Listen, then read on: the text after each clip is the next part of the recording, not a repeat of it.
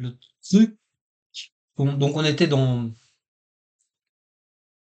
cette immunité et cancer, les immunothérapies, qui sont quelque chose qui se pratique de plus en plus, et de manière de, parce que la chimiothérapie, c'est vraiment tuer une mouche avec un marteau. Donc effectivement, et c'est terrible parce que ça abîme. Tu te souviens, dans le foie, on a les petits vaisseaux sanguins. C'est vraiment comme des ressorts comme ça. Ils ont une armature et cette armature se défait. Et donc les vaisseaux s'aplatissent et les gens meurent en fait de cirrhose. Euh, c'est terrible. Ma sœur est morte comme ça en fait. On pouvait plus.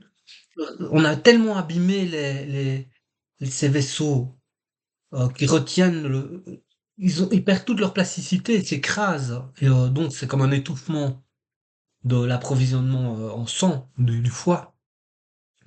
C'est terrible. Et on fait donc la chimio de moins en moins, pratique d'autres choses. Le rôle des naturopathes est extrêmement important. Ce que tu fais, tu as vu que le système lymphatique se trouve vraiment au centre. C'est le siège du système immunitaire. Donc quand tu fais des drainages lymphatiques, quand tu travailles avec ça, c'est véritablement ce que tu fais est extrêmement important. C'est en complément de des médecines plus pratiques. Maintenant, c'est difficile de travailler avec des gens qui sont en chimio. C'est difficile, par exemple, de faire la médecine traditionnelle chinoise avec quelqu'un qui est en chimio, parce qu'il n'a pas l'énergie pour faire quoi que ce soit. Donc, parce qu'il y a aussi le fait que l'immunologie, c'est une question de gestion d'énergie. Si par exemple tu as un vaccin où tout ton organisme est dressé pour répondre à un stimuli en particulier, mais s'il s'occupe de ce stimuli-là, à développer des anticorps contre ce stimuli-là, ben il va pas s'occuper du reste. Donc il y a aussi une question de balance, tu vois. Et puis l'immunité, c'est aussi une question de population. Si une personne Euh, si, si c'est différent, parce que si une personne fait juste un vaccin ou toute une population, parce que dans la population, il y a l'équilibre entre les jeunes, aussi la démographie est très importante. Parce qu'il y a les jeunes, il y a les vieux, et les jeunes, ils ont plus une immunité innée, et les personnes plus âgées ont plus une immunité acquise. Les, les enfants et les adolescents, c'est très important parce qu'ils développent plus une immunité innée. Et donc, ils attaquent sous un autre angle que si t'as ils acquièrent une immunité, même si les gens qui ont 20, 45 ans, eux, ils ont plus une immunité acquise. Et puis après, ben, l'immunité, elle décroît. Il y a aussi le fait, pourquoi on vieillit? Parce qu'on a l'immunité qui décroît avec le temps. L'immunité qui décroît, eh bien, ça, c'est la porte ouverte à toutes les maladies et au cancer. Et donc, c'est normal. Euh, si les gens veulent vivre mieux, en meilleure santé plus longtemps, ou bien vivre vieux en meilleure santé. Il y a d'ailleurs ce proverbe qui dit mettre, on peut soit mettre des années dans la vie, soit mettre de la vie dans les années. Il vaut peut-être mieux. Ouais.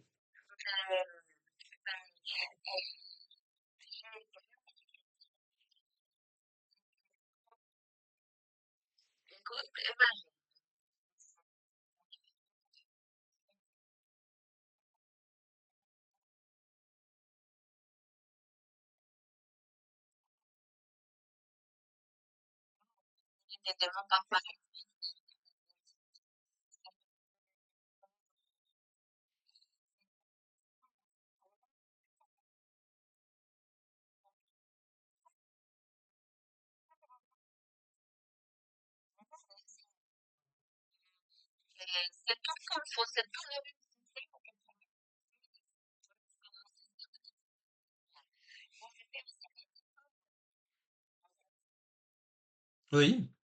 Mais chez l'enfant, il y a plus d'immunité innée, hein. Donc je reviens avec le partage d'écran, avec ça. Attends une seconde, hein. C'est immunité. Je pense qu'on a vu au tout début. Ça, c'est vraiment le diagramme central, c'est-à-dire que on a, à la naissance, on a de l'immunité Et dans l'enfance, la composante principale de notre immunité, c'est l'immunité innée. C'est-à-dire on reconnaît grosso modo qu'est-ce que c'est qu'un microbe et on va l'attaquer grâce au système du complément et grâce à nos cellules de l'immunité qui sont pas spécifiques, comme les macrophages, les cellules dendritiques, les éosinophiles, les neutrophiles, etc. Sont des lymphocytes qui sont pas, qui sont généralistes. Hein, comme tu vas voir en médecin généraliste. Et petit à petit, on apprend des microbes et on va instruire notre, du fait de notre thymus, hein, du fait de notre lymphopoïèse dans les os, du fait que les lymphocytes T peuvent faire être créatifs, hein, de créer des spécificités d'idiotypes qui vont matcher avec les anti-idiotypes, et on va enclencher toutes ces réactions d'amplification qui fait qu'on va être capable de faire une réponse immunitaire humorale, c'est-à-dire envoyer des immunoglobulines dans le sang avec les lymphocytes B, ou faire une réponse cellulaire avec des cellules T auxiliaires, des T tueuses, des T mémoire, etc. Et c'est quand tu es un enfant de 5 ans, ben lui, son immunité, c'est essentiellement ça, il apprend ça. Quand tu es en, toi, ton âge, 25 ans, euh, je sais pas, tu, je- tu, non, non, non, mais 40, bon, on s'en fout. Ben, à ton âge-là, mais c'était plus, c'est beaucoup plus une immunité que tu as acquise. Donc, c'est beaucoup plus dans tes ganglions, tu connais la réponse, tu cognes. Tu as un tout petit peu d'immunité innée qui reste là, hein. Mais c'est essentiellement de l'immunité acquise. Donc, tu sais comment répondre. Donc, là, t'es en plein de bonnes réponses immunitaires.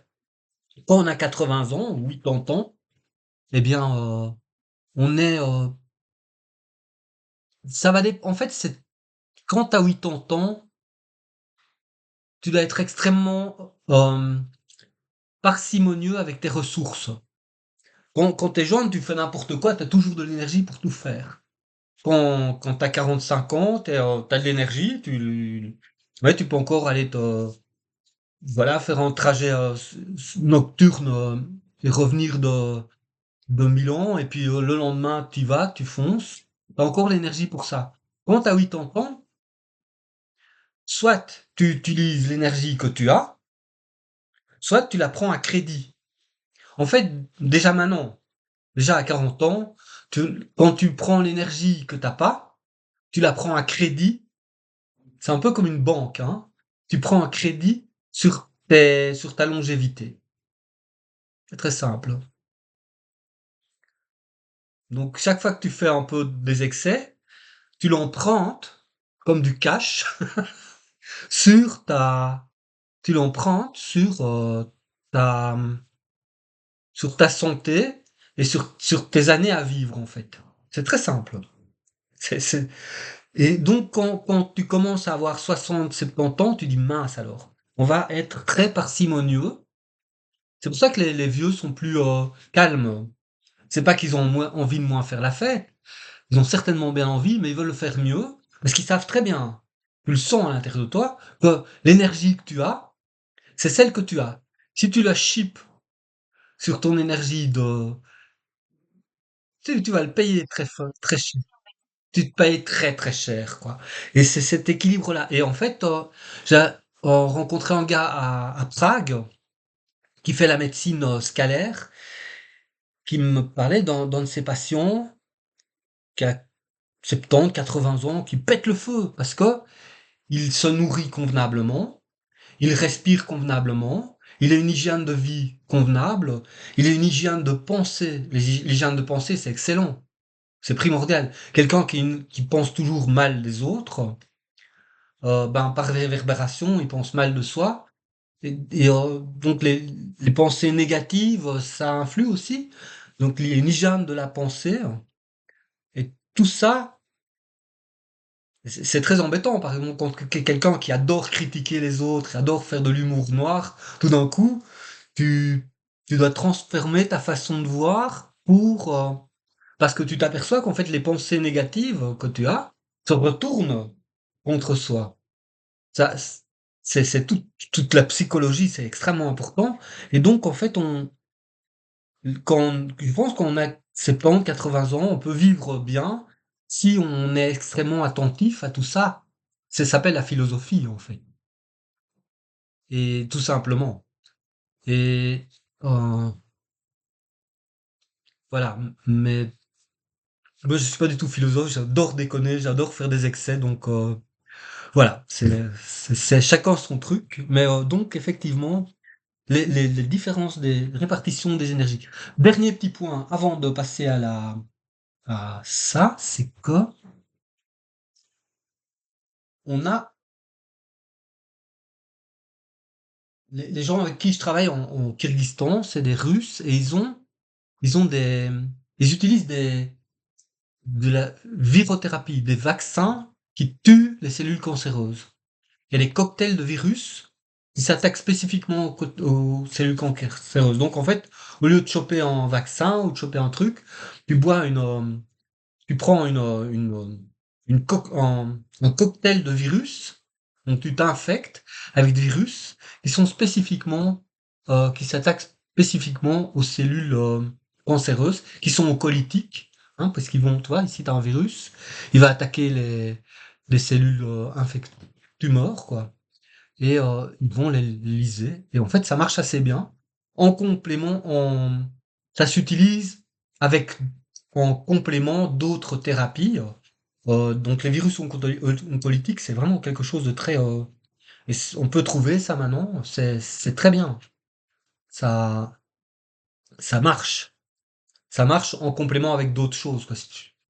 En fait, il y a énormément de travail mental, parce que le mental est extrêmement important, puisque ouais, le mental, parce qu'il y a encore dans la circulation d'énergie et le rapport au mental, c'est que dans toutes nos cellules nerveuses, on a je retourne la cellule, et après on fait directement ça. Donc cellule, ici, et on a le neurone.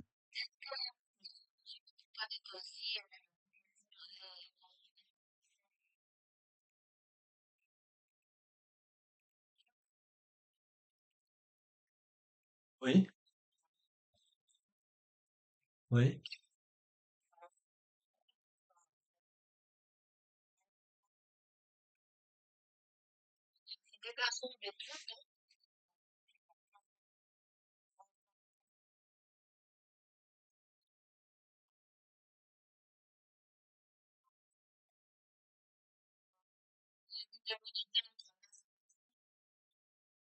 Ça c'est différent. D'abord je viens avec ça. Ici, donc si on reprend les neurones ici, tu vois que dans les neurones ici on a des microtubules ici, tout le long de l'axone. Et en fait, c'est tout droit en axone. Et ça forme aussi comme des antennes. Donc on a en fait le microtubule, puisqu'en fait il y a un petit trou au milieu dans lequel vont circuler à très haute vitesse des protons et autour duquel vont de l'eau. L'eau va circuler. On a un système circulatoire très intense dans les cellules. Et là, on a en fait une véritable antenne. Et ces antennes, en fait, on communique avec, participent à cette espèce de, de cohésion de, hein, quand tu fais passer, t'as vraiment le hologramme, ça participe aussi à l'hologramme. C'est très important. Donc les pensées constructives. En fait, moi, je m'oriente vers quelque chose. Par exemple, quand tu penses à une situation qui te dégoûte, ok? Par exemple, tu penses, je sais pas, Macron, n'importe qui pense à Macron, c'est dégoûtant. Alors tu peux penser de façon dégoûtante. Voilà, tu penses à quelque chose. Tu peux penser de façon involutive ou de façon évolutive. En fait, quand tu regardes là, j'ai un bouquin ici, je sais pas si tu fais la numérologie créative. Et en fait, à chaque niveau d'intelligence, on a l'aspect involutif et l'aspect évolutif. C'est-à-dire que tu peux tourner, tu peux très bien penser à quelqu'un que c'est une mauvaise personne ou que, voilà, ou penser du mal de quelqu'un, mais tu peux penser de façon involutive, c'est-à-dire empirer la situation, ou évolutive, c'est-à-dire tu as un peu d'empathie finalement. Mais ça peut être une empathie très humoristique. En fait, quand tu transformes en évolutif la pensée que tu as, c'est mieux. C'est beaucoup plus.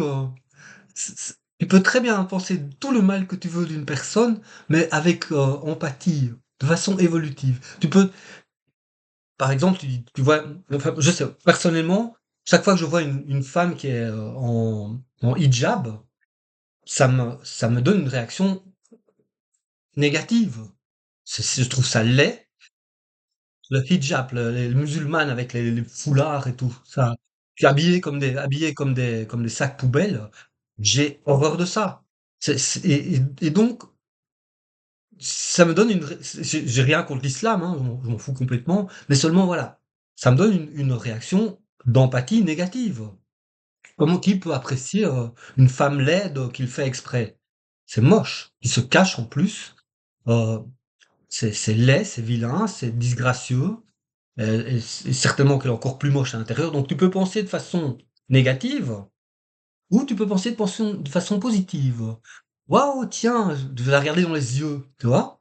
Et tout d'un coup, tu vois, ah oui, elle a du rimel, comme ça, il y a un œil qui brille, tu vois, un regard qui brille, à travers ses grosses lunettes. Ouais, il y a quelque chose, tu vois. Et là, tu tournes en positif, tu tournes en évolutif. Et puis tu te demandes, tu t'imagines quels sont les scènes fait pour séduire son mari, par exemple. Bon, tu peux imaginer des choses. Et donc, tu peux tourner de façon positive quelque chose que tu ressens comme négatif. Et donc, c'est la pensée évolutive, en fait. Par rapport à involutive. C'est très utile pour la bioénergie, en fait, simplement. Et tu peux l'avoir avec tout. Un chien qui fait pas caca par terre, quelqu'un qui a laissé son chien qui s'il sur le trottoir. Tu marches dedans, bah, tu peux dire, ouah, j'ai de la chance aujourd'hui. J'ai marché dans une merde, je vais avoir de la chance, tu vois. Et c'est ça, en fait.